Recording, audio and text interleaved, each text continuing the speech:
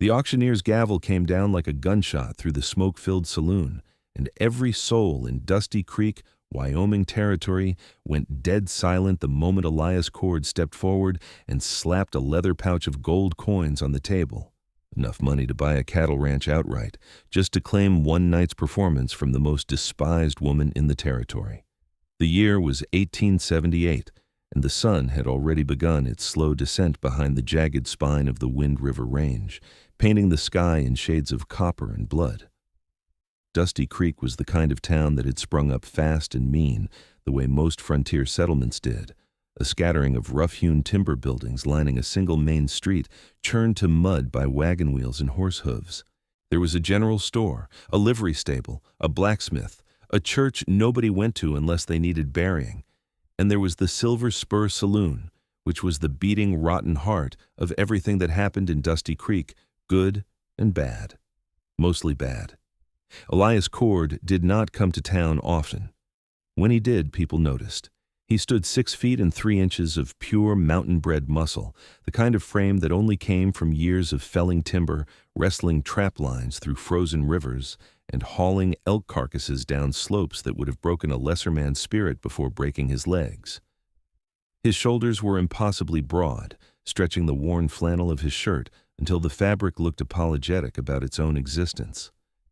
His forearms, where he'd rolled his sleeves to the elbow, were corded with muscle and laced with old scars from a life spent trading comfort for wilderness.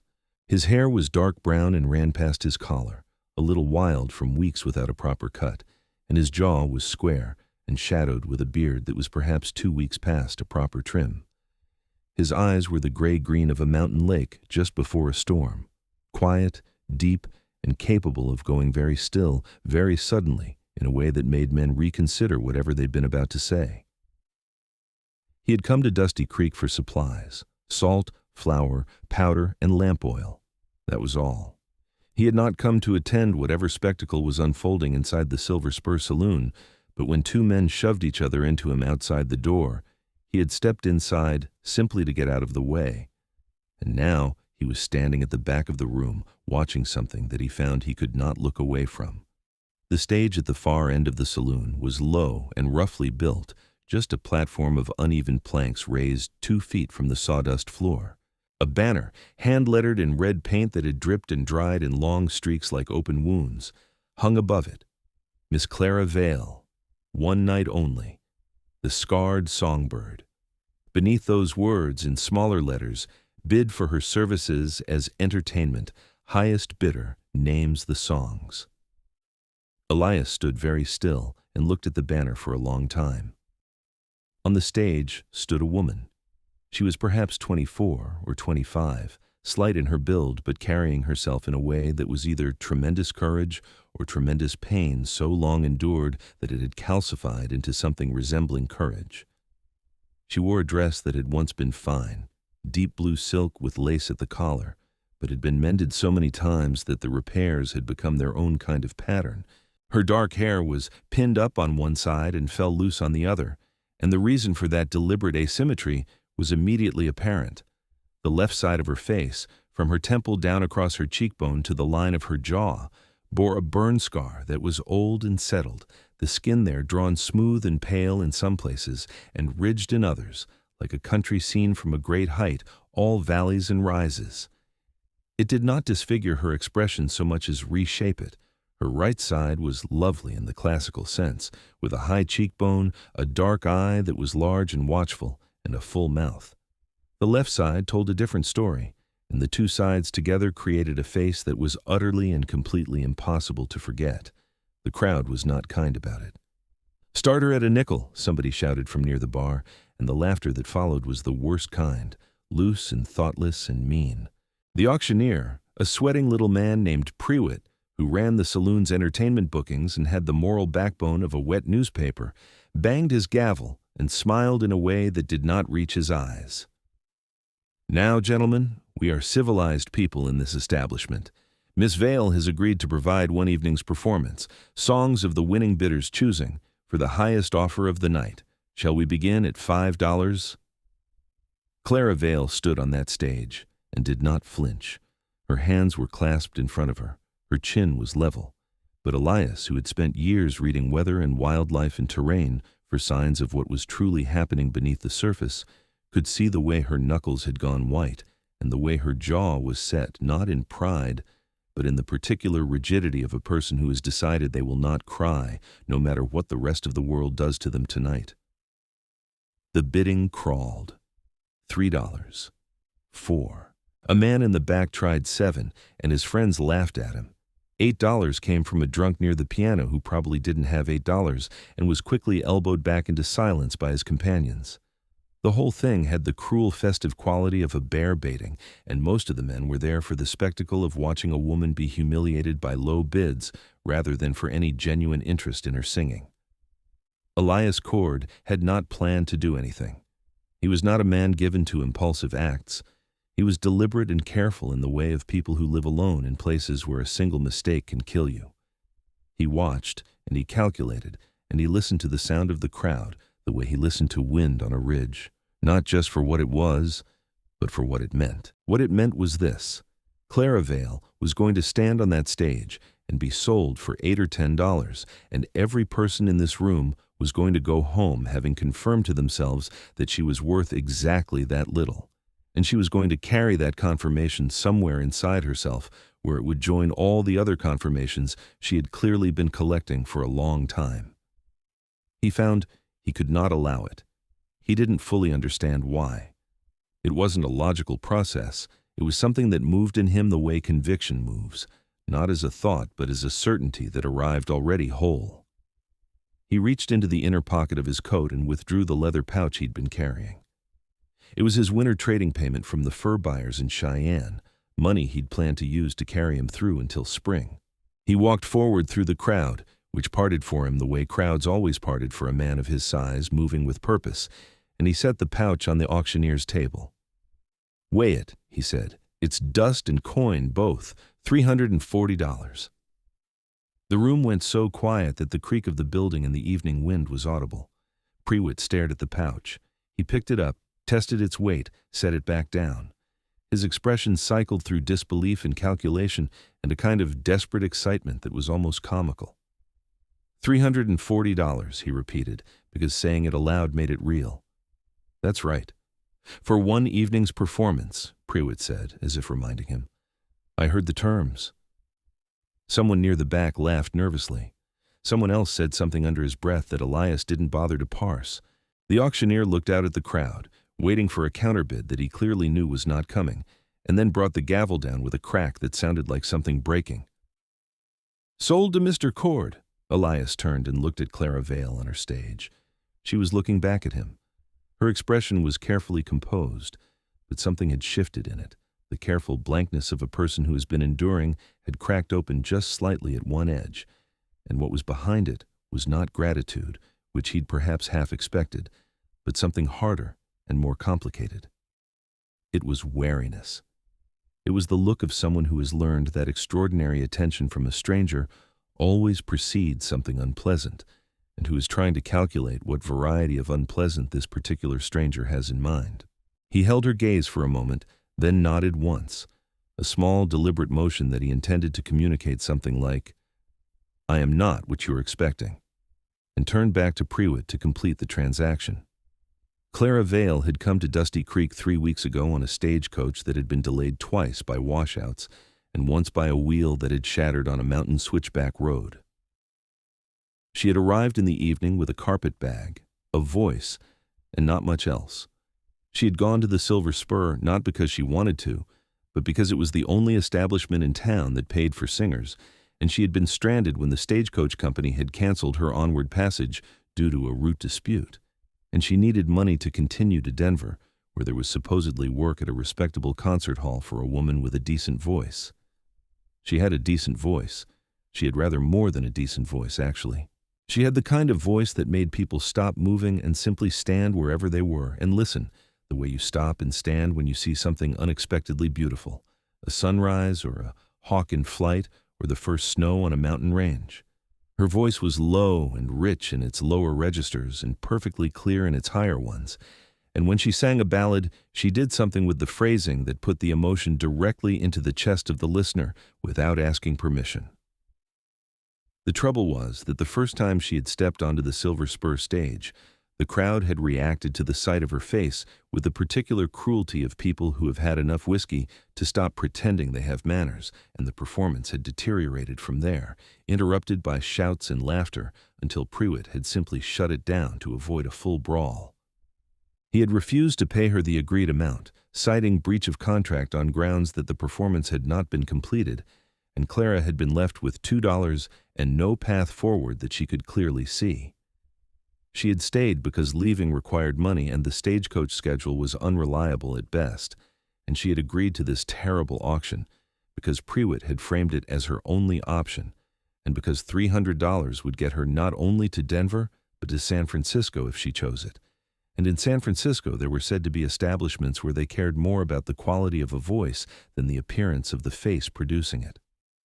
She had expected to be sold for almost nothing, and to spend an evening being mocked while she sang to people who weren't listening, and then to take whatever small amount the auction yielded and leave Dusty Creek on the first available transport, and never think of it again. She had not expected this. She had not expected him.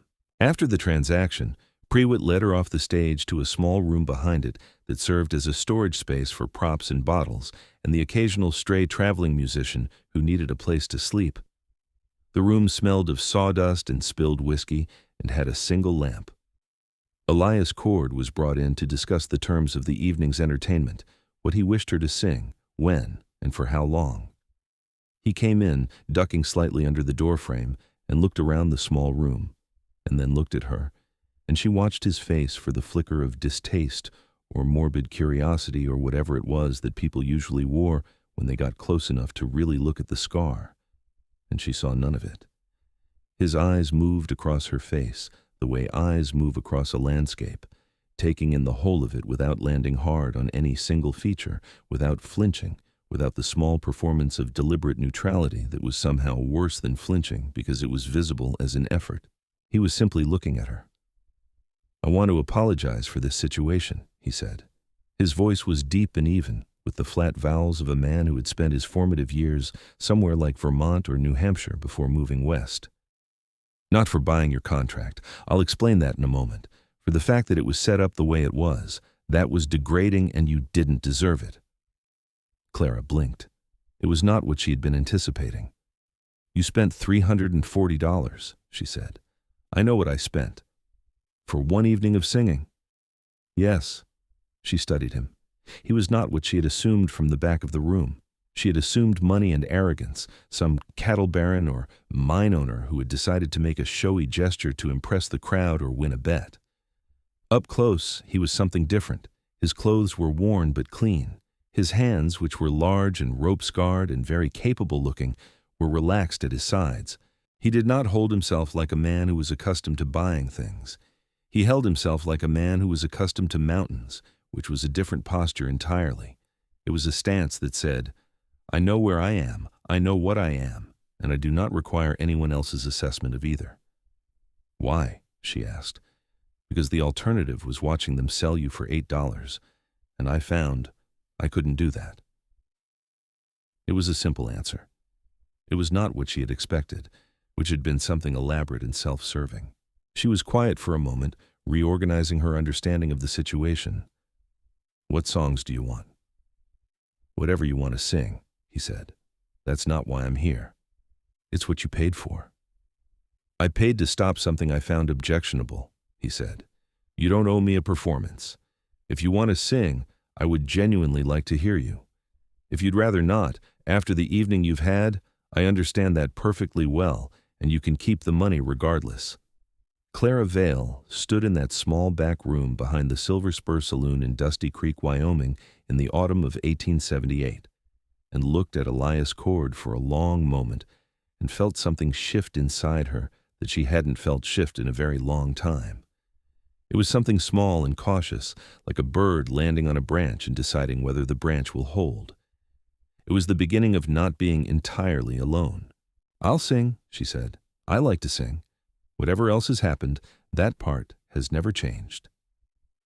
She sang that night for 2 hours, and it was the strangest performance of her life. Not because of what happened on the stage, though what happened on the stage was itself remarkable, but because of what happened after.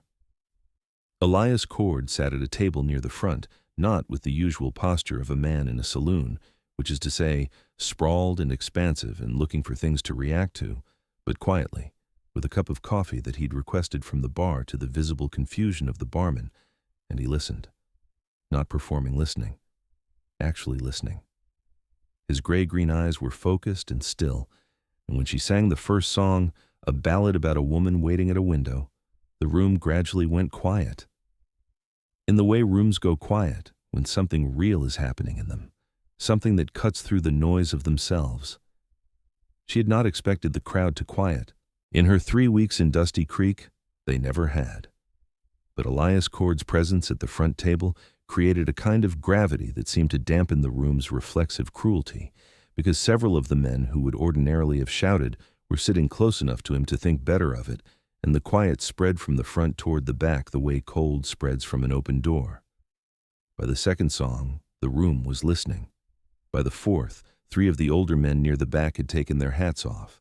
She sang things she hadn't sung in years, songs from her childhood in Missouri, songs her mother had taught her before the fire, songs that she had put away because she had learned that performances required armor, and armor required distance, and distance required keeping the best things locked away where they couldn't be damaged.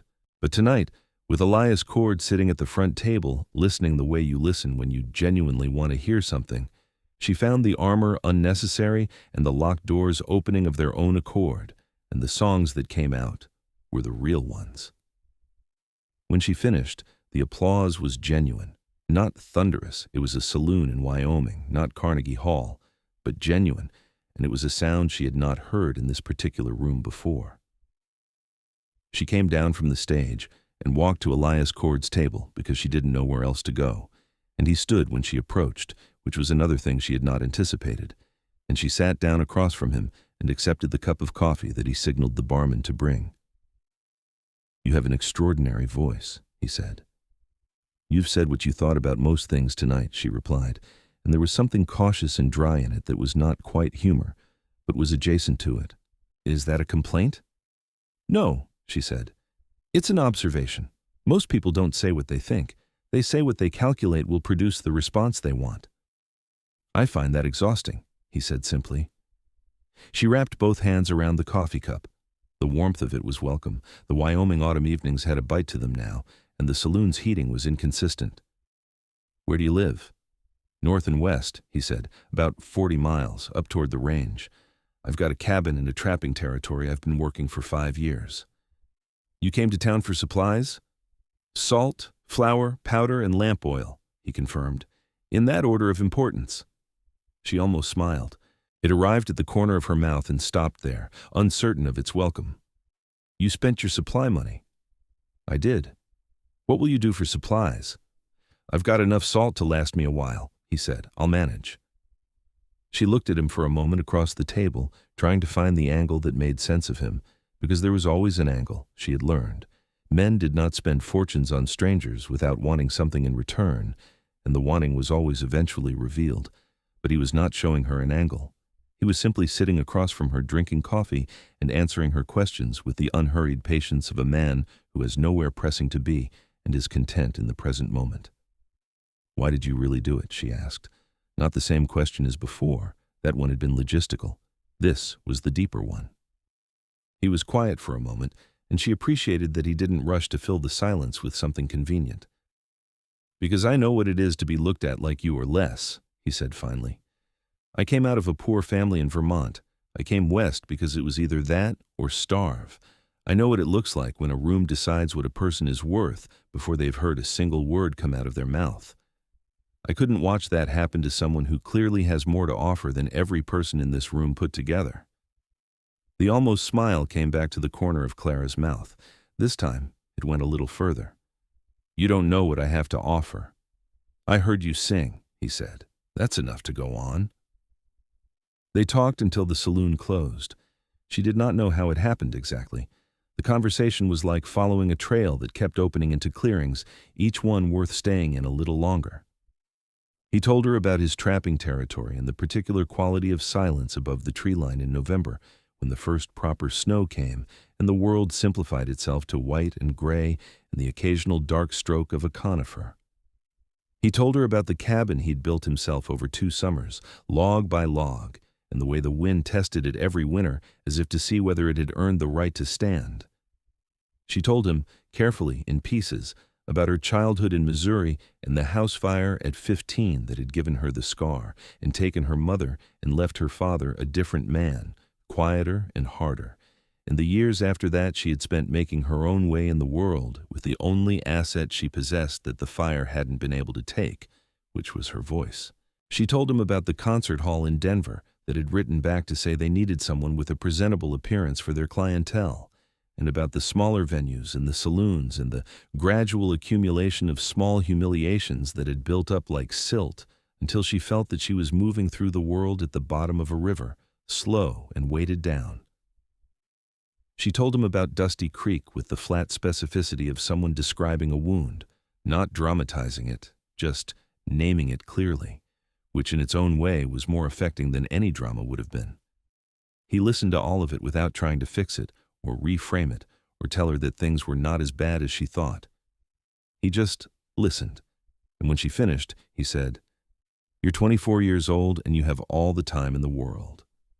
"You don't know that," she said. "No," he agreed. "But I know that what has happened to a person is not the same thing as what will happen to them, and it seems like you might have started to confuse the two." She looked at him across the empty table.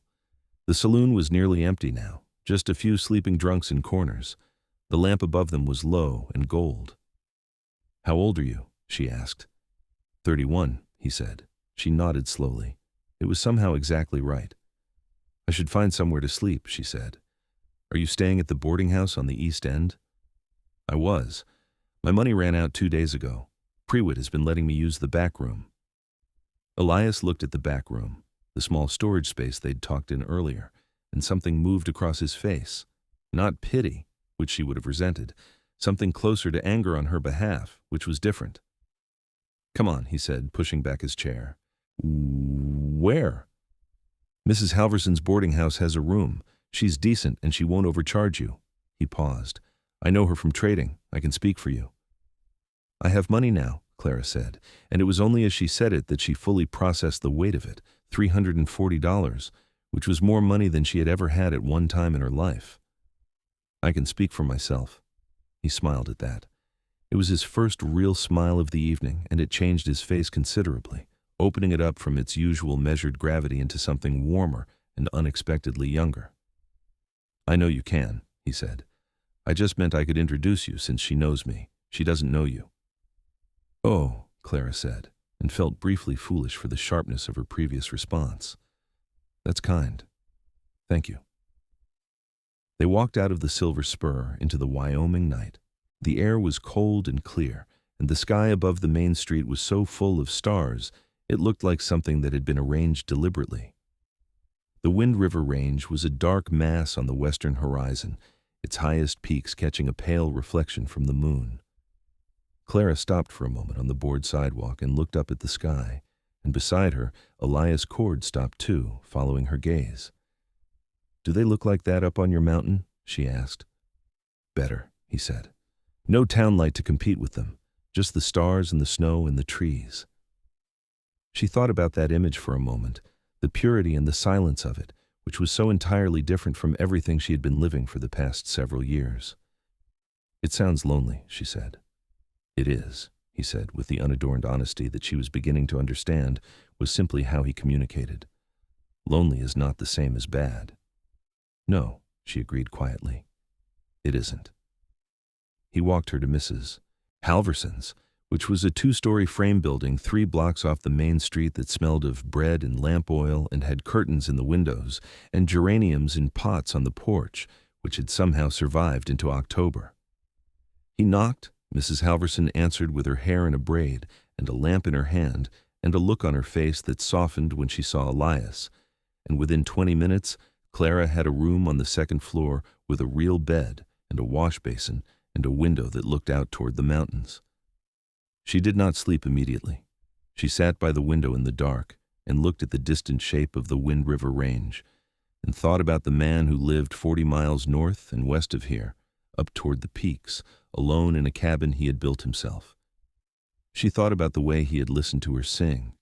She thought about the way he had said, simply and without making an occasion of it, that what had happened to a person was not the same as what would happen to them. She had not been expecting this night to give her anything except evidence that the world was exactly as small and mean as she had calculated it to be. Instead, it had given her $340 and a conversation that felt like a window in a room that had been closed for years. Elias Cord did not leave Dusty Creek the next morning. He had intended to, but when he went to collect his supplies from the general store, he found that the owner had sold the last of his lamp oil the previous day, and a new shipment wasn't expected until Thursday. This was not strictly accurate. There was lamp oil in the back storeroom, but the owner was enjoying the unusual business and social activity that Elias's prolonged stay seemed to generate and was in no hurry to expedite the situation. Elias did not know this. He took the delay at face value and settled in to wait. He was at the Silver Spur the next evening, drinking coffee at the bar when Clara walked in. She had the $340 in a travel purse stitched into the inside of her coat, and she had been to the stage line office that afternoon to inquire about transport to Denver. The next coach was in 5 days, on Saturday, weather permitting. She had booked a seat. She saw him at the bar and walked over, which was a small act of will that she noticed in herself with a kind of dry inner acknowledgement. She was a woman who moved toward things she wanted to understand, even when the moving was against the grain of caution. "I booked a coach to Denver," she told him. He nodded. "When?" "Saturday." He was quiet for a moment. Something moved in his expression that she couldn't quite classify. "Will you sing again tonight?" "I wasn't planning to." "Would you if I asked?" She looked at him. "You've already paid." "That was for last night. This would be different." "Different how?" "Last night was a transaction I initiated to solve a problem," he said. "Tonight would be because I would genuinely like to hear you sing again."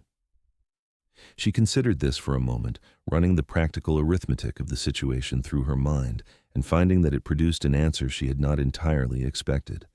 She wanted to sing for him, not as a performance, not as an exchange, but in the simple, uncomplicated sense that she enjoyed singing, and she enjoyed the way he listened. These two facts together made a third one that she acknowledged quietly and carefully, and then set to one side to examine later. "All right," she said.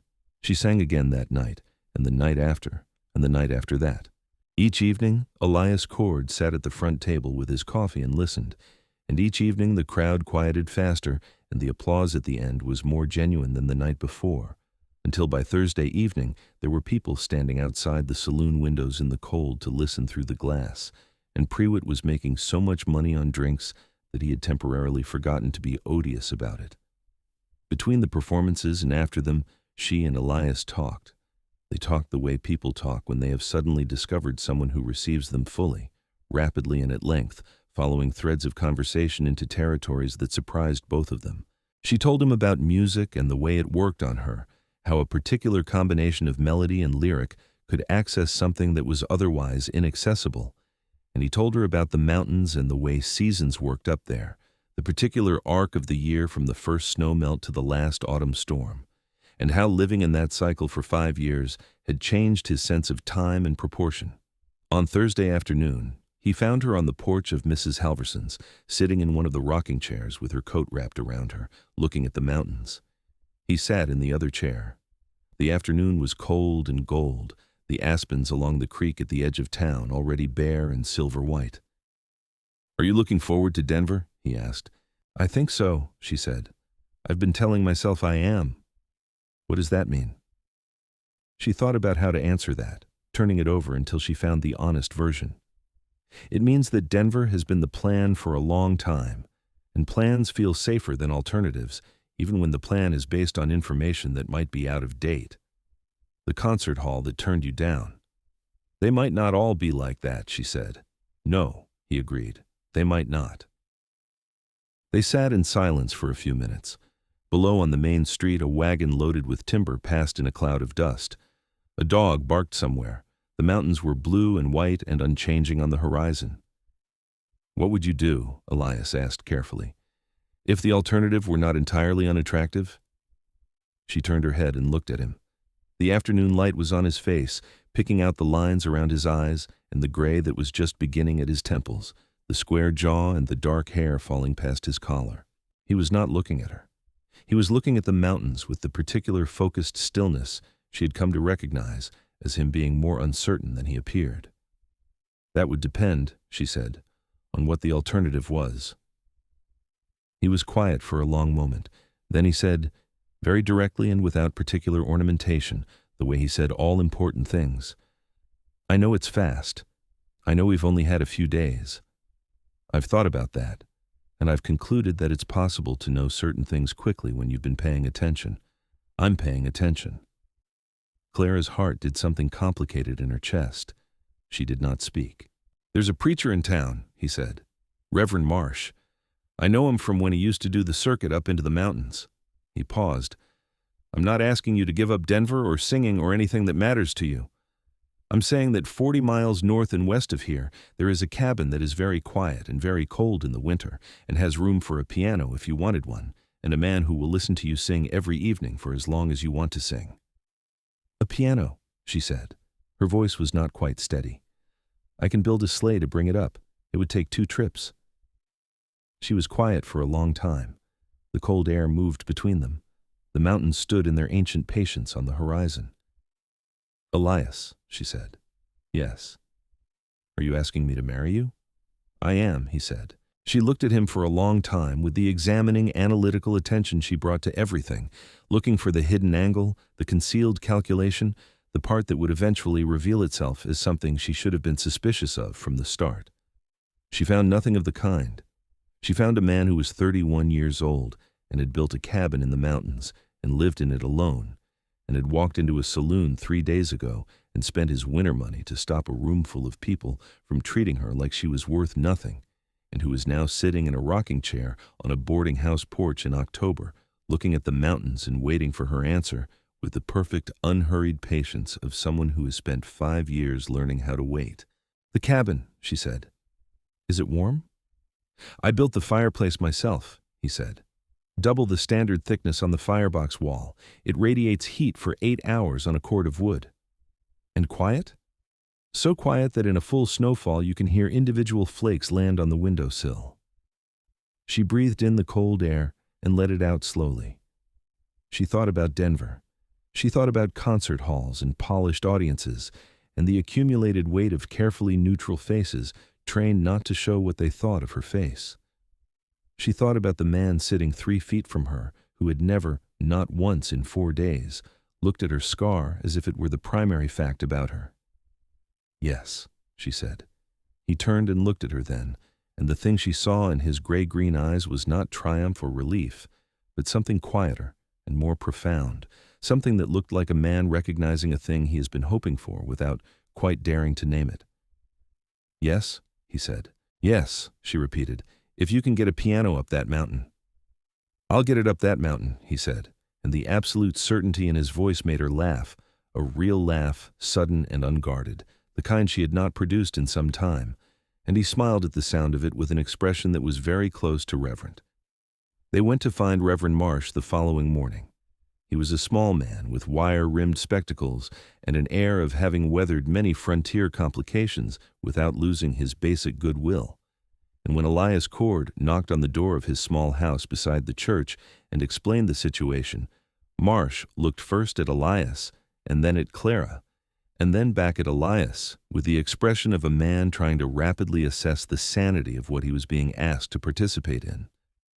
"You've known each other 4 days," Marsh said. "We have," Elias confirmed. 4 days is a very short time." "I'm aware of that."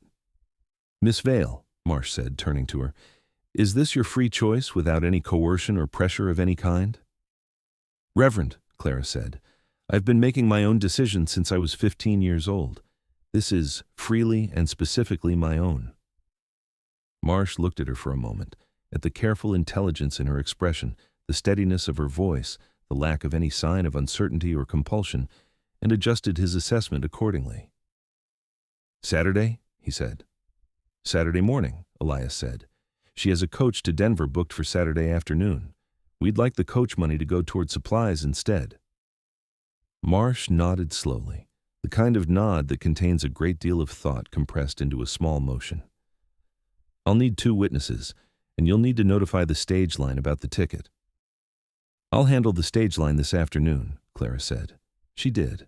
She went to the stage line office and explained to the startled agent that she would not be needing her seat on Saturday's coach to Denver, and she walked out with the refund in her hand, feeling lighter than she had in years, which was not something she had anticipated feeling when she canceled the plan she had been carrying for the better part of 3 years. The news of the impending marriage spread through Dusty Creek with the velocity that only small frontier towns could achieve. By Friday morning, every person in the settlement of approximately 300 souls had heard the basics of it, and the reactions were predictably varied. Several women who had been friendly with Mrs. Halverson came to see Clara out of a mixture of genuine well-wishing and profound curiosity. A contingent of men at the Silver Spur debated loudly whether Cord had lost his mind. Old Jenkins at the general store told anyone who would listen that Elias Cord was the finest man he'd sold supplies to in 20 years, and whoever was marrying him had done very well for herself, and then corrected himself to say he meant that Cord had done very well too. He just had a way of putting things. What nobody could quite reconcile, and what produced the most frantic discussion, was the sheer unexpectedness of it. Elias Cord, who had been coming to Dusty Creek twice a year for 5 years and had never shown particular interest in any person, let alone a woman who had been publicly auctioned for entertainment, marrying said woman after 4 days with more certainty and less apparent self-doubt than most men brought to choosing a horse. Clara was aware of the talk. She had always been aware of the talk. She had learned to hear it and not let it land, the way you learn to move through wind without bracing against every gust. What she was less accustomed to was having someone in the town who was fully and uncomplicated on her side, and every time someone looked at her with a particular expression, and she glanced up to find Elias nearby and watching with the steady gray-green certainty of a man who would not be finding the talk amusing, she felt that small, cautious bird inside her settle a little more firmly onto the branch. Friday evening, she sang one final concert at the Silver Spur. A proper concert this time, not an auction, Prewitt having developed a sudden commercial appreciation for her drawing power. The room was full. Even people who had been among the cruelest at the original auction were there, and whether they came out of genuine conversion or simple curiosity about what they were about to lose, it didn't much matter. They listened, and what she gave them that night was everything she had. She sang until her voice began to tire, and then she sang 2 more songs because the room was asking for it. And then she finished with a song her mother had taught her when she was 8 years old in Missouri, a slow and lovely thing about returning to a place after long absence and finding it changed but still dear. She hadn't performed it in 9 years. She had taken it out of its locked place earlier that day with the deliberateness of someone who knows it is finally safe to do so, and she sang it with her hands folded in front of her and her eyes on Elias Cord at the front table, and the room was so quiet that the song seemed to fill the entire building from the plank floor to the smoke-dark rafters. When she finished, there was a moment of silence that was entirely different from the silence of earlier in the week, not the silence of a crowd suppressing its reflexes, but the silence of a group of people who have been fully stopped by something and need a moment to begin moving again. Then the applause came, loud and genuine, and several of the men in the back were stamping their boots, and even Prewitt was clapping, though with the slightly haunted expression of a man who was calculating what he was going to lose and arriving at uncomfortable numbers. Clara came down from the stage and walked to Elias's table and sat down, and he looked at her with an expression that she was beginning to be able to read. The stillness of it was not blankness, but depth, the way a deep pool looks still on the surface. "In the morning," he said. "In the morning," she agreed. She took his hand across the table, and his fingers closed around hers with the care of someone holding something valuable, and she felt the warmth of it go all the way up her arm and into her chest, like the first real heat of spring after a long and difficult winter. The wedding was at 10 in the morning on a Saturday in October of 1878, in the small church on the north end of Dusty Creek's main street. It had been built 2 years earlier and smelled of pine resin and the particular dusty holiness of frontier churches that have been working hard to justify their existence. The morning was cold and clear, the sky above the mountains an extraordinary blue-white, the kind of sky that only exists at high altitude in autumn when the air has been scoured clean by recent wind. Clara wore her blue silk dress, freshly pressed by Mrs. Halverson, who had also insisted on doing something with Clara's hair that involved pins and a small arrangement of late-dried wildflowers from the garden. Mrs.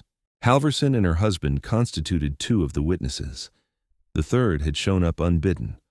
Old Jenkins from the general store, who had put on his best coat for the occasion and stood in the front pew with his hat in his hands, looking thoroughly satisfied with the proceedings. There were others, too. Perhaps 20 people had come, drawn partly by genuine well-wishing and partly by the irresistible magnetism of a frontier community event in a town where entertainment was scarce. They filled the first several pews and stood along the back wall, and nobody talked too loudly, and somebody had brought dried flowers from their kitchen and arranged them on the altar rail, which Clara thought was one of the kindest anonymous acts she had ever been the recipient of. Elias stood at the front of the church in a coat that was clearly his best, dark wool, well kept, and he had shaved cleanly and made some effort with his hair, which was still long past his collar but brushed back and behaving itself temporarily, and he stood with his hands clasped in front of him, watching the door. He was very large in the small church, his shoulders and chest filling out the coat substantially, and he looked exactly like what he was, a man who had been built by physical work and outdoor life, and who was standing in the most formal context he ever occupied with the quiet solidity of someone who knows his own mind and has made his decision and is at peace with it. When Clara came through the door and walked up the aisle toward him, he watched her the entire way. Not the scar, not the dress, not the flowers in her hair. Her, the whole of her, moving toward him with her chin level and her dark eye bright, and the particular composed grace of a woman who has been carrying herself through difficult territory for a long time and knows how to move through it. When she reached him, he put out his hand and she took it, and Reverend Marsh opened his Bible and began. The ceremony was brief and direct, as frontier ceremonies tended to be, with none of the elaborate superstructure that Eastern tradition would have brought to the occasion. It was words and intention, and two people standing in a cold church in Wyoming holding hands and saying what they meant, which was all that was required. When Reverend Marsh asked if anyone present had cause to object, there was a long moment of complete silence in which Clara was intensely aware of the 20-odd people behind her and the decades of public opinion about her face and her value and her place in the world. And then the moment passed with nothing in it but the wind against the windows and the creak of the pews, and Marsh nodded and continued. When he said the words that were the center of the thing, "Do you take this woman? Do you take this man?" Both of them answered without hesitation and without the strained quality of people producing required answers. They answered the way people answer things they have thought through fully and arrived at through their own reasoning, which is the only answer that really counts. Elias kissed her gently when Marsh indicated the moment for it, his large hands cupping her face with a delicacy that was entirely at odds with their size and the calluses on them, and Clara put her own hands over his and kissed him back, and the church made the warm, collective sound of people who are witnessing something genuinely good. After the ceremony, Mrs. Halverson had organized a small reception in the church hall, which was just the back room of the church building, with a table laid with food that various townswomen had contributed, salt pork and cornbread and dried apple cake and coffee that was dark and strong and exactly what was needed in the cold morning. People came through and shook hands and said things that ranged from perfunctory to genuinely warm, and Clara received it all with the same careful composure she brought to everything, though underneath that composure something was happening that she was not yet sure how to describe, a gradual loosening, a slow thawing, the incremental dismantling of a structure she had been inside for so long she had stopped noticing it was a structure. Old Jenkins shook her hand for a very long time and told her that Elias Cord was a good man and that he personally had always thought the finest singers had the most interesting faces, and that he was glad she was going to be up in the mountains, because the mountains deserved good music. It was an unusual speech, and she found it unexpectedly moving. A woman named Agnes Draper, who had 3 children and a husband who ran the feed store, pulled Clara aside and pressed a small folded cloth into her hands. "For your kitchen," she said, a little gruffly, not quite meeting her eye in the manner of someone making a gesture they are not entirely sure will be welcomed. Inside the cloth was a set of embroidered dish towels, hand-done and careful. Clara thanked her honestly, and the woman nodded and moved away quickly. But Clara saw the set of her shoulders afterward and thought that something small had been righted in the world's accounting, even if only by a narrow margin. By early afternoon, the reception was winding down, and Elias had the horses ready at the hitching post outside. His own chestnut mountain horse and a bay mare he'd traded for at the livery stable that morning, knowing Clara would need transportation out of town. The horse was calm and steady-footed, which he'd assessed carefully, and had good withers for a long ride. Clara stood in her blue dress in the October cold, looking at the 2 horses and the pack that was loaded onto Elias's chestnut with his supplies. The lamp oil had come in Thursday after all, and the flour and powder had been easily replaced, and the small carpet bag that contained everything she owned, which was strapped behind the bay mare's saddle. 40 miles, she said. 41 to be accurate, he said. The last 5 are rough, but the horses know the trail. She put her foot in the stirrup and mounted with the efficiency of someone who had been riding since childhood, and settled herself and looked out at the main street of Dusty Creek, Wyoming, on the last afternoon she would be here. The buildings and the mud and the board sidewalks and the silver spur with its hand-lettered sign. All of it had the quality of a place she was leaving behind, which was not the same as a place she was escaping from. She was not running. She was choosing something which was entirely different. "Ready?" Elias said, pulling up beside her on his chestnut. "Yes," she said, and they rode north. The ride to the cabin took most of the afternoon and the early part of the evening. For the first 15 miles, the trail was good. A proper wagon road through a river valley, with stands of cottonwood along the creek and the mountains rising on both sides. Then, the wagon road ended at a ford, and they crossed the river, and the trail became a horse trail, narrower and climbing steadily through stands of aspen and pine that grew thicker and taller as the elevation increased. Clara rode well and in silence for the most part, which was not uncomfortable silence, but the good kind, the kind that comes between people who are secure enough with each other not to fill every gap. She watched the landscape change as they climbed, the aspens giving way to pine and then to spruce and fir, the undergrowth thickening with juniper and mountain mahogany, the air growing colder and carrying a quality of clarity that was almost like cold water on the face. Above the tree line to the north and west, the peaks caught the late afternoon light and turned briefly gold. Elias rode ahead on the narrower sections, instinctively placing himself between her and the valley drop that appeared at some of the switchbacks, and she noticed it and said nothing, understanding it for what it was, not a statement about her capability, but the deep-wired protectiveness of a man who has found something precious and cannot quite stop the reflex of putting his body between it and the world's edges. As the light began to fail, the trail crested a ridge and the cabin came into view. It was larger than she had imagined from his descriptions, which had been characteristically understated. It was set against a stand of large spruce trees that gave it wind protection on the north and west, with a cleared area to the south that would catch sun in winter. A lean-to on one side sheltered a woodpile of such impressive dimensions that it looked like it had been accumulating for years. A small corral and a simple barn structure stood 50 yards to the east. The cabin itself was tight and well built, the logs chinked carefully and the roof steeply pitched for snow load, a massive stone chimney rising from the center.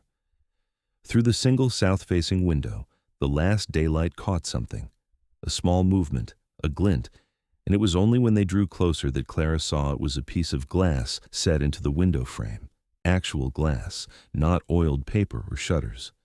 Real glass, hauled up 41 miles of mountain trail for the sake of light. She looked at that glass window for a long moment. "Come inside before you freeze," Elias said, dismounting and beginning to unsaddle the horses with the practiced speed of a man who has done it 10,000 times. She dismounted and helped him with the animals, because she was not a woman who waited to be served when she could participate, and he accepted her help without comment, or the kind of theatrical surprise that would have been insulting. They worked side by side in the cold and settled the horses in the barn, and then he unlocked the cabin door and held it open, and she walked inside. The interior of the cabin was one large room with a sleeping loft above it, reached by a sturdy ladder built of hewn logs. The fireplace was large and deep, just as he had described, taking up most of the north wall, and he knelt and had it lit within a few minutes, the dry wood catching quickly. As the fire built, the room began to warm, and Clara stood in the center of it and looked around at what he had made here. There was a work table along one wall with tools hung neatly above it, a proper shelf of supplies along another wall, organized and stocked with the methodical care of a man who knows that disorder in a remote cabin can be a life or death matter. A rocking chair near the fireplace, a plank table with 2 chairs, a bearskin rug on the floor in front of the fire, and on the south wall, beneath the glass window, a long, empty space, roughly 10 feet of cleared wall that had no furniture against it. "For the piano," Elias said from behind her. She turned around. He was standing in the doorway, filling it, the cold dark of the mountain night behind him, the firelight making long shadows of him across the plank floor. He was watching her take in his home, and his expression had that quality again, the still surface over the deep water, the things he was feeling running too quiet and too strong to be visible at the surface. "You planned this before you asked me," she said. "I cleared that wall 2 days ago," he confirmed. She looked at the empty wall. She looked at him. Something in her chest had been quietly and inexorably dismantling since Friday evening, since the hand across the table in the saloon, since the road north, since the glass window catching the last light, and now, standing in this fire-lit room with the wind beginning to rise in the spruce trees outside and the careful empty space on the wall that he had made for something she had not yet brought, she felt the last of the structure come down entirely, and what was left in its place was not the absence she would have expected, but a fullness, warm and frightening and real. "Elias," she said. He crossed the room toward her with that quiet deliberateness of his, 4 long steps, and took her face in his hands the way he had in the church, gently, with the precision of enormous care. She put her hands on his chest and felt the solid warmth of him, the muscle and mass of him, and looked up at him in the firelight. "I did not know," she said carefully, "that something could feel this certain this quickly." "I know," he said. "I thought the same thing. I spent 3 days trying to find the flaw in it." "Did you find one?" "No," he said simply. She leaned up and kissed him, and he kissed her back, and the fire built behind them, and outside the wind moved through the spruce trees, with the deep sound of the mountains speaking to each other in the dark, and they were warm. The wedding night was not what the people of Dusty Creek might have expected, which is to say, it was not a practical transaction or a resignation or anything that rhymed with the small and demeaning narrative that some of them had built around Clara Vale and her story.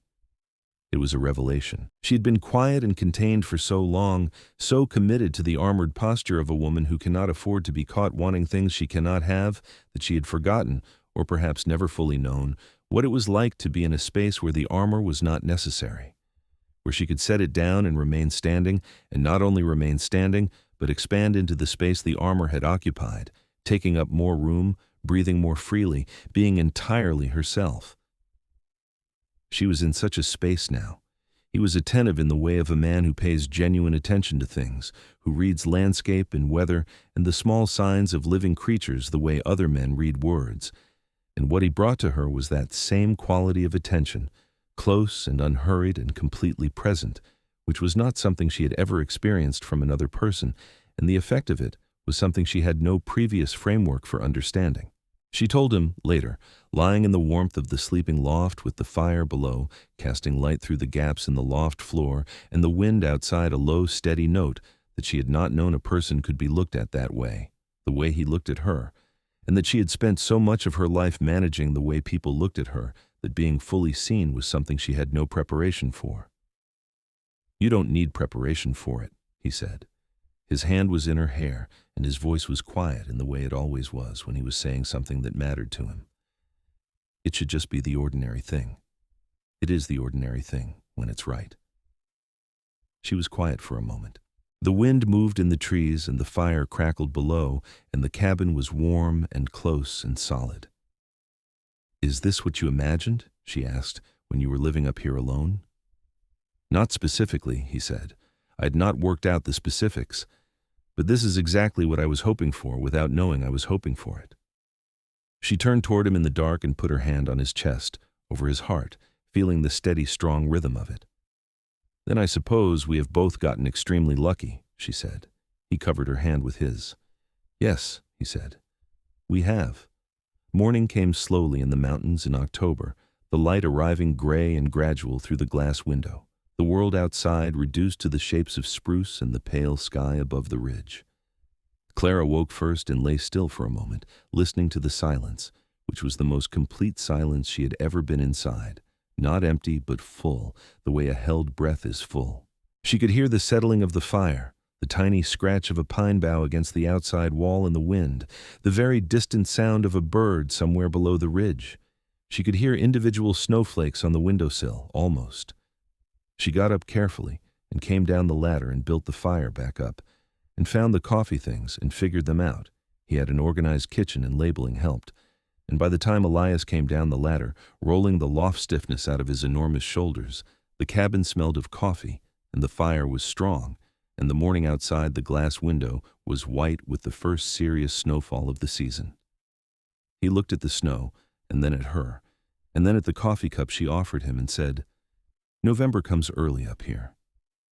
"It's still October," she pointed out.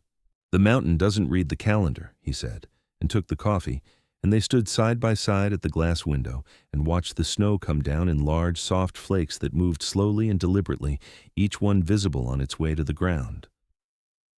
"I need to make a list," Clara said. He looked at her. "A list of what I'll need to make this work properly." She was already looking around the cabin with the methodical assessment of someone who has been managing their own circumstances for a long time and has gotten good at rapid inventory. "There's room for a proper kitchen workbench on the east wall, a second bookshelf, curtains for the windows, not for privacy, just for insulation." She paused. "And the piano." "The piano will take until spring to get up here," he said. "The trail won't take a sleigh until after the spring thaw, maybe April." "April's fine," she said. "I'll make do with my voice until April."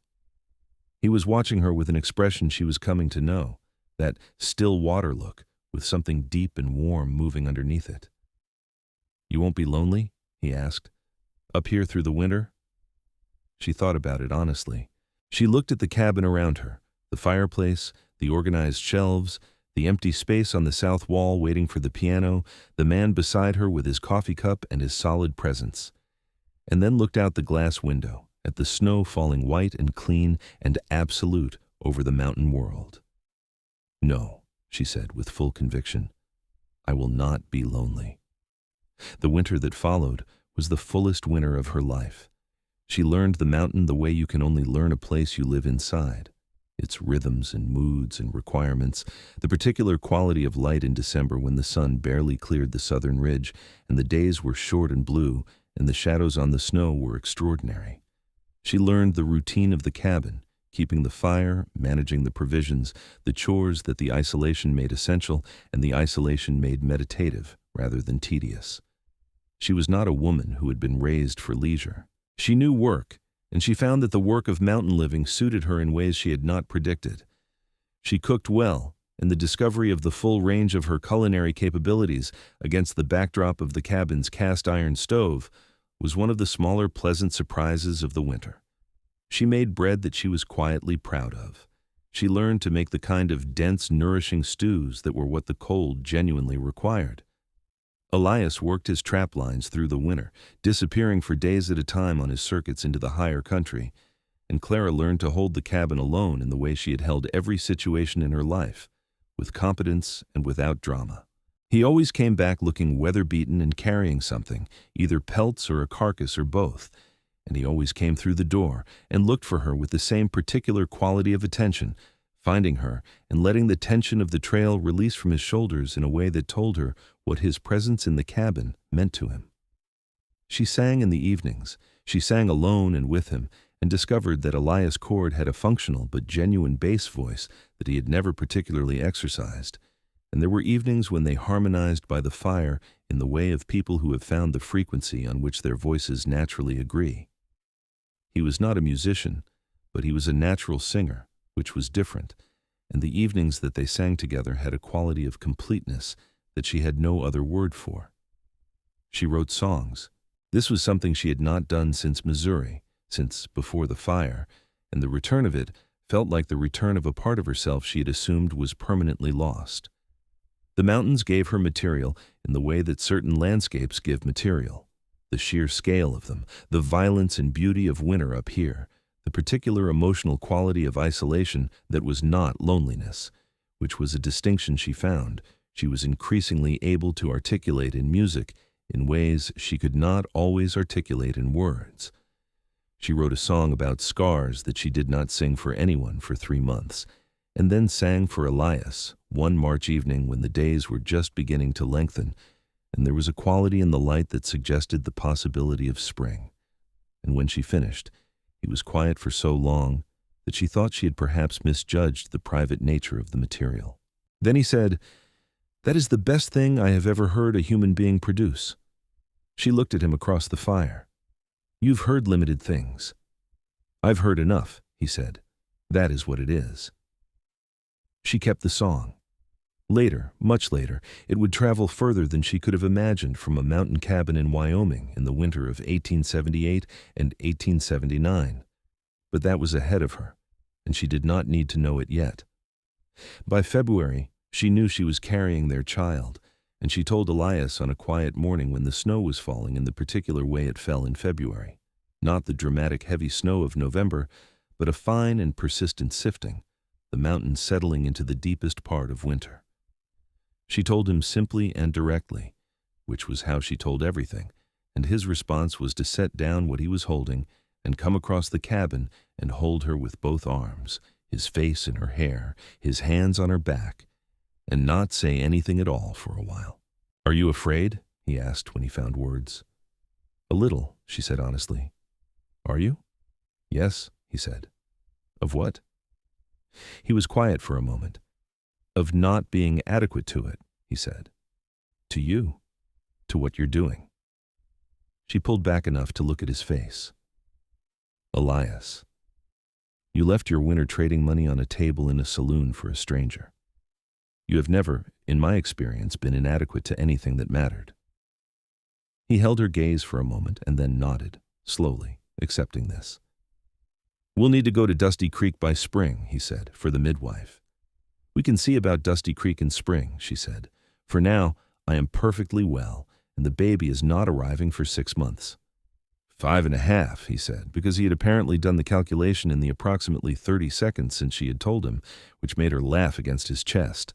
Spring came to the mountain in the slow, spectacular way that spring comes to high places, not all at once, but in stages, the snow retreating up the slopes as if reluctant to cede ground, the south-facing meadows greening first and the north-facing pockets of drifted snow holding through April and into May. The aspens leafed out pale green against the dark spruce, and the creek below the cabin ran high and cold and clear with snowmelt. True to his word, Elias made the trip down to Dusty Creek in April and came back 3 days later with the piano. It took him, a rented mule team, 3 other men he'd hired in town for the occasion, and a flatbed sledge modified for the trail, and the last mile required disassembling the piano partially and carrying the pieces up in sections and reassembling them in the cabin, which took the better part of a full day. But when it was done and tuned, as best as could be managed, which Clara accomplished herself with a tuning hammer from the piano case and the trained ear she'd had since childhood, and she sat down on the bench and played the first notes of something she'd been hearing in her head for 3 months. The sound that came out was imperfect and trail-rattled, and the most beautiful thing she had heard in a very long time. Elias sat in the rocking chair by the fireplace with his arms crossed over his chest and his eyes closed, listening to the first song she played in the new piano, which was a song she had written for him over the winter without telling him that was what she was doing. A song about a mountain and a man and the particular quality of attention that could make someone who had been invisible for years feel found at last. When she finished, the cabin was very quiet. He opened his eyes and looked at her across the room, and she looked back at him, and neither of them said anything, because the song had said the thing, and adding words to it would have been like adding paint to a window. It would only have obscured the view. In June, they went down to Dusty Creek together for the last time before the baby came, to see the midwife and to buy the things they'd need, and to let Clara be seen in town looking, as Mrs. Halverson put it, with a warmth that was not qualified, radiant. She was. The mountain winter and the full spring and the work and the music and the certainty of being loved had done something to her that she could feel in herself, and that she saw confirmed in the faces of the people who had known her 8 months ago in the Silver Spur. It was not that the scar was less visible, or the world had changed its general opinion on such matters. It was that the weight of all that opinion had lifted from her, and without it she stood differently, moved differently, met eyes differently, and the effect of this was considerable. Mrs. Halverson cried when she saw her, which Clara had not anticipated, and held her hands and looked at her face for a long time and said, "I am so glad." Agnes Draper, the woman who had pressed the embroidered dish towels on her at the wedding reception, was at the general store when Clara came in for supplies, and she said only, "How is the mountain?" And Clara said, "It is exactly right." And Agnes nodded as if this confirmed something she had suspected, and they stood together for a while in the store, picking out fabric for the nursery, with the comfortable ease of women who have found each other worth knowing. The midwife was a capable and unsentimental woman named Mrs. Okafor, whose family had come to Wyoming territory by a complicated route that began in Ohio and took decades, and whose medical competence had been serving the region for 11 years. She examined Clara thoroughly and declared everything to be proceeding normally, and prescribed fresh air and reasonable rest and iron-rich food, all of which the mountain provided in abundance. Their son was born in late August, on a clear morning when the first suggestion of autumn was in the air, and the meadow below the cabin was still green, but the aspens had turned their first faint gold. Mrs. Okafor had come up to the cabin a week before, because Elias had brought her in the cart with a persuasion that it apparently involved a significant amount of the premium winter pelts, and she was there when it was needed. The birth was long and difficult, and there were hours in the middle of it when Clara's extraordinary composure had been stripped away entirely, and what was underneath it was the raw and furious strength of a woman who has been underestimated by the world for most of her life, and has at this particular moment no patience whatsoever for any further difficulty. And she pushed through it with the same qualities she brought to everything: the endurance, the refusal to concede, the determination to get to the other side of whatever the present obstacle was. Elias was in the cabin the entire time. Mrs. Okafor had expected to send him outside, as was customary, but he had looked at her with those gray-green eyes in a way that communicated with perfect clarity that he would remain, and she had made a quick internal calculation and decided that some situations called for practical compromise, and told him to stay out of the way and be quiet and useful, which he was. He held Clara's hand when she needed it, and let her grip it with a force that would have broken the fingers of a less substantial man, and he was entirely steady the way the mountains were steady. Not unmoved, because the mountains are moved, they are moved all the time, by weather and geology and the long, slow pressure of forces, but steady in their foundations, which is a different thing from unmoved. When the baby arrived and cried, and Mrs. Okafor held him up, red-faced and furious with the injustice of the world, and said, "A boy, and a healthy one," Clara began to cry in the utter silence that follows a very long endurance, the way rain falls after a drought, not dramatically but completely, without reserve. Elias took his son from Mrs. Okafor with hands that were not entirely steady, and he held the small bundle of him with the same precision and care that he brought to everything that mattered, and looked down at the face of his son, and then looked up at Clara, and what was on his face in that moment was everything that had ever happened to him, distilled into its essential form. They named him James, for no particular grand reason, simply that it was the name that arrived when they said names aloud and felt which one was right. James Cord grew up on the mountain, In his earliest years, the cabin was his whole world, and he learned it the way children learn the places they are native to, completely and without hierarchy, the woodpile equally interesting as the kitchen shelf, the track of his father's snowshoes in the yard equally significant as the keys of his mother's piano. He could hum before he could talk.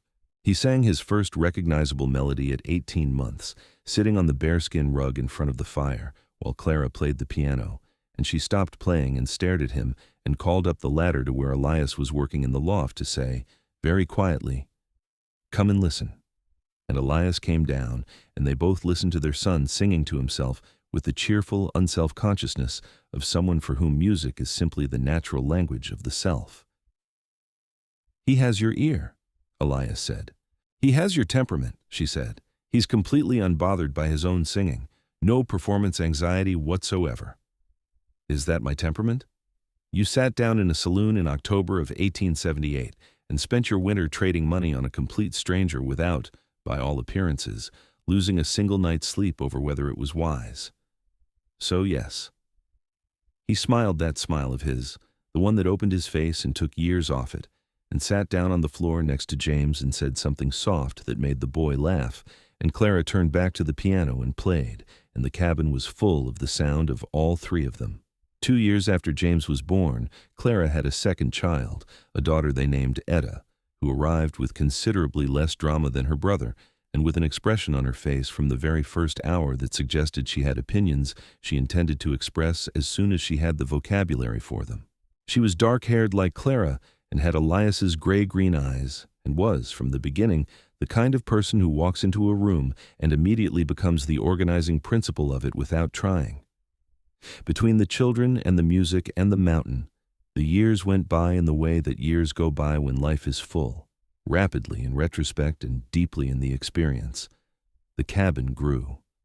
Elias added a full second room, and then a sleeping loft on the other side, and a proper covered porch that ran along the south face, where Clara sat in summer evenings and played the piano through the open window so the music went out into the mountain air. He was a present father in the way of men who have thought carefully about what they value, who take their children with them into the high country and teach them to read the weather and the wildlife signs and to know the territory the way it should be known, from the inside.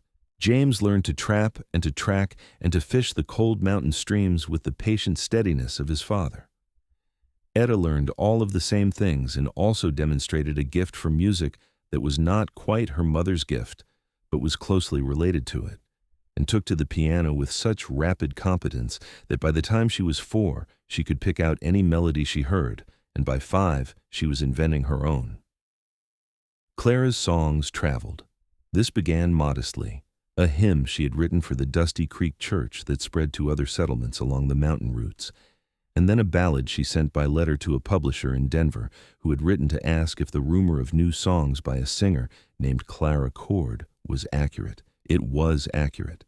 The publisher sent a modest payment and published 3 of her songs, and one of them was picked up and reprinted in a musical journal in St. Louis, and from there it found its way east in the way that particularly resonant things find their way east. And within 2 years of that first publication, Clara was receiving letters from people she had never met in cities she had never been to, telling her what her music had done for them. She read these letters at the piano in the mornings before the children were fully awake, with her coffee beside her, and filed them in a wooden box on the shelf. They came from women mostly, women who had recognized something in the songs, some quality of the gap between the public face and the private one, between the face that the world sees and the face that exists underneath it, the gap that her own life had created the conditions to understand in ways that most people never had reason to understand as deeply. She wrote back to everyone who included an address. Not long letters. She was not naturally a correspondent, and the mountain kept her busy, but honest ones.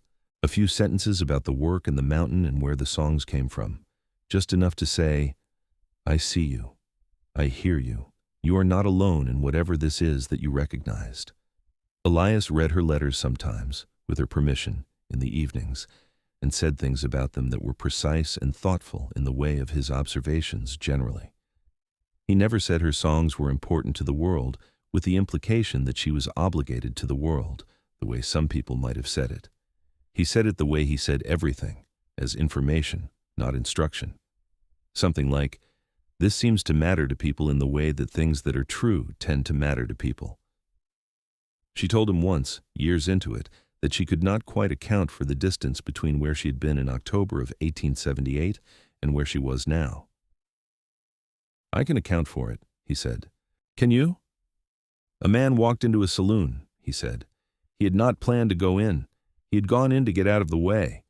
He saw something he couldn't look away from, and then he couldn't leave it. And here we are." She looked at him across the table in the cabin, in the long autumn light, with the sound of James and Etta somewhere outside in the yard, their voices carrying in the mountain quiet. He was 40 now, a little more gray at the temples, the lines around his eyes deeper, and she thought this with the particular clarity of someone who has had years to confirm a thing from multiple angles, exactly the person she had assessed him to be on the first night she had truly looked at him in the small back room behind a saloon stage in Dusty Creek, Wyoming, in the autumn of 1878. The same person, only more of him, more known, more certain, more fully the thing he had always been before she had any words to describe what that thing was. "You make it sound very simple," she said. "It is simple," he said. "It's only other things that complicated it." She reached across the table and put her hand on his, the way she had across a table in the Silver Spur all those years ago, the first time, and he turned his hand and closed his fingers around hers. And outside the mountain, evening was coming in its slow, unhurried way, the sky going from gold to rose to the deep clear blue that preceded the stars. And in the yard, their children were calling to each other about something that required immediate attention, and the cabin was warm and smelled of dinner and wood smoke, and the particular smell of a life fully lived. The spring of 1885 brought an event that nobody had anticipated, though in retrospect, it was entirely inevitable. A man arrived in Dusty Creek, a Mr. Gerald Webb, from a music publishing house in New York, who had been following the trail of Clara Cord's songs through Denver and St. Louis, and who had finally, by dint of considerable persistence, and 3 days on a trail that he described afterward as the most physically challenging experience of his life, made it to the cabin in the mountains. He arrived on a Tuesday, slightly wild-eyed from the elevation and the altitude change, riding a borrowed horse with a city man's posture, and found Clara on the porch of the cabin playing the piano through the open window. He stood at the edge of the cleared yard for a full minute before she noticed him, and in that minute he heard enough to have a fairly complete understanding of why he had traveled 2,000 miles to knock on a door in Wyoming. She invited him inside for coffee and listened to his proposal with the careful attention of someone who has learned to read the difference between genuine offers and performances of offers.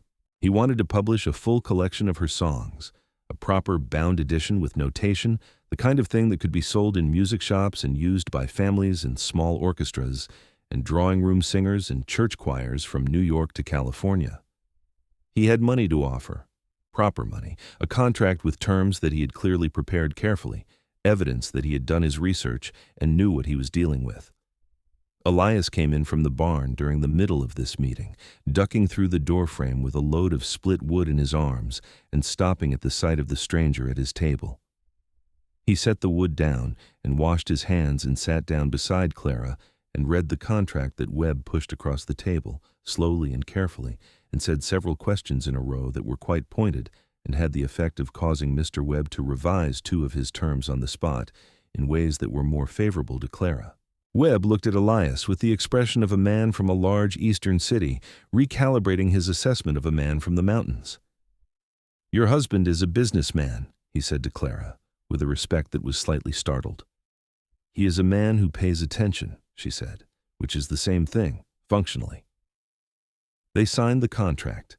The collection was published that autumn and was well received, better than well received.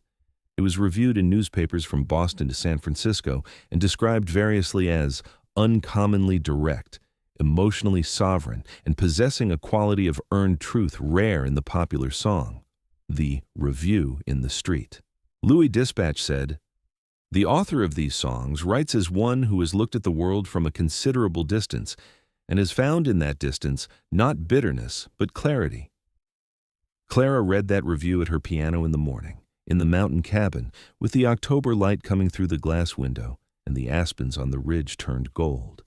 And she thought about the 18-year-old girl who had stood at a window in Missouri and watched a house burn and lost her mother and half of her face and gained, in their place, the distance that would one day be the most important thing she owned. She did not need to add anything to that thought. It was complete as it was. The decade that followed the publication was full. James grew into a young man who had his father's height and his mother's observational intelligence, and who, at 15, was the best trapper on the mountain, and at 17 was the best rider in the county, and at 19 went to work for a cattle operation in the lower valley with the methodical ambition of someone who knows where they are going and is simply proceeding in that direction. He came home for the winters and for the occasions that required family, and he brought with him, eventually, a young woman named Ruth from the valley town who was steady and clever and had excellent judgment, which Clara considered the most important quality in a prospective daughter-in-law. Etta, 7 years younger, developed her music with the driven focus of someone who has found their purpose early and has no intention of being diverted from it. By the time she was 12, she was composing songs of her own that showed a genuine structural sophistication, and by 14, she was teaching the children in the Valleytown piano on the days she came down with her parents for supplies. She had her mother's voice, not the same voice, differently weighted, darker in its lower register, and her father's manner of taking up space in a room with complete unself-consciousness, which was a combination that made her presence in any room rather remarkable. Clara taught her everything she knew about music, and the two of them would spend hours at the piano together, working through arrangements or arguing cheerfully about chord progressions, and Elias would sit in his rocking chair with whatever work he had in hand, mending a strap, cleaning a rifle, reading from the small collection of books that had grown on the cabin shelf over the years, and listen to them with the particular expression of a man who knows exactly what he has and is not taking any of it for granted. He was not a man who said, "I love you" frequently, but he was a man who showed it with the constancy and specificity of someone who has thought through what love actually requires rather than what it announces. He showed it in the glass window he had freighted up a mountain. He showed it in the empty wall he had cleared before she had said yes. He showed it in the way he stood between her and the world's careless edges, quietly and without making a production of it, for 30 years. She showed it by staying, by choosing the mountain, and him and the life, over and over, every morning and every season, not because there were no alternatives, but because there were alternatives, and she chose this. She showed it in the songs she wrote that were, under the language about mountains and seasons and time, fundamentally about what it felt like to be found by someone who looked at you and saw the whole of you and stayed. In 1893, they celebrated 15 years of marriage. Elias had not planned anything elaborate, which was consistent with his character, but James had come home for the occasion, and Ruth with him and their 2 young children, and Etta had organized a gathering that brought the Halverson family and Agnes Draper and her family up the mountain trail to the cabin for an afternoon that spilled into an evening and involved more food than the cabin had ever contained, and music that went until the stars were thick and the children had fallen asleep in various corners. Someone asked Clara to sing the song about scars. She had performed it publicly a dozen times by now, and it was the most requested song in her published collection, and she always sang it the same way, simply, without ornamentation, with the directness of someone speaking the plain truth. She sat at the piano in the mountain cabin with the people she loved in the room, and she sang it. And when she finished, she looked up and found Elias standing in the back of the room, his arms crossed over the broad chest that 2 decades of mountain living had only made more substantial, his gray-green eyes on her with the expression she had first seen across a table in the Silver Spur Saloon in 1878, and had seen every day since, that still surface over deep water, the quiet current of everything he felt for her running too strong and too constant to require announcement. She held his gaze for a moment and then smiled at him, and he smiled back, that smile that opened his face like a door opening into light, and the room was full of people who knew them and loved them and knew what they were looking at, and the mountain was quiet and large and permanent outside the windows, and the fire was warm, and it was everything. The following spring, a letter arrived from the music publisher in New York. He was proposing a second collection. He also mentioned, with the slightly incredulous tone that characterized all of his communications with the mountain cabin, that the original collection had now sold enough copies to place it among the best-performing publications on his list, and that he had begun receiving inquiries about whether Clara Cord would be interested in coming to New York to perform at a concert hall that he was willing to name, and that she would certainly know by reputation. She sat on the porch in the April light and read the letter twice, and then held it in her lap and looked out at the mountains, which were still carrying snow on their upper thirds but had turned green below. The aspens leafed out pale and trembling in the spring wind. Elias came out and leaned against the porch rail, and she handed him the letter without speaking. He read it and handed it back. "What do you think?" she asked. "I think it's a significant offer," he said. "It is. Do you want to go?" She thought about it. Not quickly. She gave it the full weight of honest consideration. "For a week," she said, "perhaps 2, to perform and to see, and then to come home." He nodded. "I'll come with you," he said. She looked at him. "You don't have to." "I know," he said. "I want to. Elias, you have never shown any particular enthusiasm for New York." "I've never shown any particular enthusiasm for going to New York without you," he said, which was a distinction that she recognized as characteristic and that made the corners of her mouth turn up. They went to New York in the summer of 1894, taking the railroad from Cheyenne, which was itself an adventure of a particular kind, watching Elias Cord, who had spent 15 years moving through mountain wilderness, navigate a train car and then a city of 1 million people with the same unhurried, methodical attention he brought to navigating mountain terrain. He was not overwhelmed by it. He was simply in a new landscape and was learning it, the way he learned everything, by observation, without panic, without needing the landscape to be something other than what it was. He was considerably the largest person in most of the rooms they occupied, and he wore his mountain-built body with the unself-consciousness of someone who has never had reason to apologize for taking up space, and the effect in Manhattan was something to observe. People moved out of his way on the sidewalks with the automatic courtesy that enormous, self-possessed men tend to generate in crowds. The concert hall was everything the publisher had promised: a proper venue, 600 seats, a full piano, an audience that had come specifically to hear her. She had not performed to a crowd of this size and seriousness since before Dusty Creek, before the mountain, and standing backstage before the performance. She felt the old reflexive tightening, the anticipation of the crowd's first sight of her face, the calculation of how much of herself to shield. And then she felt Elias behind her, his hands on her shoulders, his voice quiet in her ear.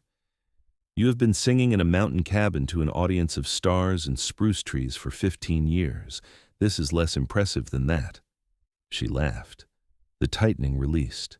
She walked out onto the stage, into the light and the hum and the watching eyes, and she sat down at the piano and let the first notes fall into the silence. And the hall went quiet, the way halls go quiet when something real is happening in them, and she sang. She sang the songs of the mountains and the seasons and the long, clear winters. She sang the songs she had written for Elias without telling him, and the ones she had written for James and Etta, and the songs she had written for all the women who had written letters to a cabin in Wyoming about what they recognized in her music. She sang the song about scars last, and when she finished it, the hall was completely still for one long moment, and then the applause came up like weather. She stood at the piano and faced 600 people and received it, not the relieved gratitude of someone who had feared it would not come, but the grounded ease of someone who knows the work was good and is simply acknowledging the response without being undone by it. She had the mountain in her. The mountain had given her that. She looked into the wings and found Elias there, his large frame filling the backstage corridor, arms crossed, watching her with that expression, still, deep, warm, unwavering. Always there. Always steady. She smiled at him and he put one hand to his heart, which was as close to public sentiment as he generally came, and it was entirely sufficient. They returned to Wyoming at the end of August, descending from the train at Cheyenne into the high plains air with its particular clarity and the wind that came off the mountains to the west, carrying cold even in summer. And Clara breathed it in with the specific relief of a person returning to the place that has become their atmosphere. The 40 miles north and west up the trail to the cabin took most of a day, and they rode side by side on the horse trail as the elevation climbed and the spruce closed in around them and the world simplified from the loud complexity of cities and people into the clean grammar of trees and stone and sky. And when the cabin came into view around the final bend in the trail, it was exactly as she had always seen it, backed by the dark spruce, the chimney catching the late light, the porch along its south face, and through the glass window, the piano catching the last of the sun. They lived on that mountain for the rest of their long lives. James eventually took over a portion of the valley cattle operation and built his own house down in the lower country. And Ruth gave them 2 more grandchildren after the first 2, and the visits were regular and warm. Etta went east at 20 to study music formally in Chicago and came back after 4 years with a degree and a set of opinions about music theory that she and Clara debated happily for decades. And she eventually settled in Denver and established a music school that was, by any accounting, the finest in the territory.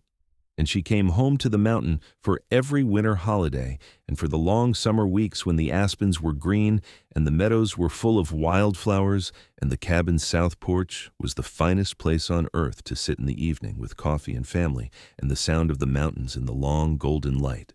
Elias trapped his territory until he was 55, when his right knee, which had carried the weight of 30 years of mountain country, began to make its position known, and he shifted gradually to the management of a small herd of cattle that he ran on the lower meadows, less spectacular than the trap lines, but satisfying in its own way and considerably easier on the knee. He continued to carry himself through the world with the same quiet physical authority that had always characterized him, the broad shoulders and the deep chest and the calm gray-green eyes that missed nothing and offered only what they chose to offer. He aged with the particular dignity of men who have never had any anxieties about their appearance or their position in the world that required defending against time, because those anxieties had never been present to begin with. Clara's hair went silver in her early 50s, gradually and then all at once, and she wore it the same way she had always worn it, pinned on one side and down on the other, the scar on the left side of her face as simply present as it had always been, the topography of her particular history, on display for anyone who looked. She had stopped managing it decades ago. She had stopped managing it somewhere on a mountain in Wyoming in the winter of 1878 and 1879, somewhere in those long, snow-quiet months when she had first learned what it felt like to be fully seen, and she had never needed to pick it back up. She published 4 more collections. Mr. Webb from New York, who turned out to be genuinely fond of her and came to visit the mountain cabin 3 times over the years with the determined enthusiasm of a man who has discovered a source of something rare, published them all, and said at the end of his life that they were the work he was most glad to have put his name to. The song about scars was eventually translated into 3 languages and performed in venues that Clara never visited but heard about through letters, which continued to arrive at the mountain cabin in growing numbers for decades, letters from people she would never meet in places she had never been, telling her that something in her music had found them in their particular interior wilderness and told them they were not as alone as they thought. She kept every one of them in a wooden box on the shelf. When the first box was full, she started a second, and eventually there were 7 boxes on the shelf, and she knew each of them the way you know landscape you have walked through carefully. Not every detail, but the shape and the quality of the whole. On the evening of their 35th anniversary, in October of 1913, Elias built the fire, and Clara played the piano as she had played it every evening that the day permitted, and their daughter Etta was there with her husband and their 2 children, a boy of 12 named William, and a girl of 9 named Clara, which had been Etta's idea, and which the elder Clara accepted with the particular quiet emotion of someone receiving something they had not expected to be given. And James came up from the valley with Ruth and their family, and Mrs. Halverson's granddaughter came, because Mrs. Halverson herself had passed years ago, but her family had maintained the connection, and the cabin was full of people and firelight and music. At some point in the evening, when the children had been put to bed in the loft and the adults were sitting around the fire with their coffee, Etta asked her mother to play the first song she had ever written at this piano, the one she had composed over the winter of 1878 and 1879, the one she had played on the spring afternoon when the piano was first brought up the mountain. Clara looked at Elias. He was sitting in his rocking chair, with his coffee, his white-shot dark hair longer than his collar the way it had always been, the broad shoulders still carrying the breadth of the man he'd always been, and he looked back at her with those gray-green eyes, and the thing she saw in them was exactly what had been there from the beginning, that still surface over deep water, that quiet current of everything, only deeper and warmer and more certain with all the years that had run through it. She sat down at the piano.